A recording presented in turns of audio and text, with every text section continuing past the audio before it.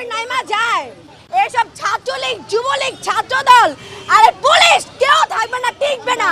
আপনারা কোনো নিউজ তো ছড়ান না, একমাত্র যমুনা টিভি ছাড়া আপনারা এখানে যত সব বাতাবি লেবু ছাড়েন, বাতাবি লেবু বুঝছেন। আপনারা হুদাই এরকম শোনেন, আপনারা এখানে হুদাই প্রেস নিয়ে আসছেন, বলেন আপু বলেন।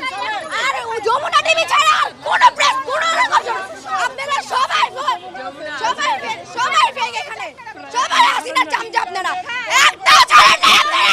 একবার মিথ্যা কথা বলবেন না। স্যাটেলাইট এখনো ওপেন আছে, ওইখানে ছাড়েন। কয়টা ছাড়ছেন দেখান, আপনাদের এমপি চ্যানেল দেখান কোথায় আপনারা ছাড়ছেন। একমাত্র যমুনা টিভি ছাড়া কোনো রকম কোনো চ্যানেল ছাড়া নেই, ওই যে একমাত্র এই চ্যানেলটা ছাড়া কোনো লাগবে না। আমাদের কোনো কোটা দরকার নাই, মেধা হচ্ছে মানুষের সবচেয়ে বড় কোটা।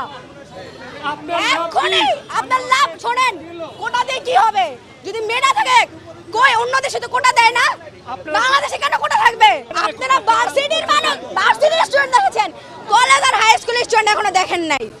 একবার যদি সব স্টুডেন্ট নাইমা যায় এইসব ছাত্রলীগ যুবলীগ ছাত্রদল আর পুলিশ কেউ থাকবে না টিকবে না।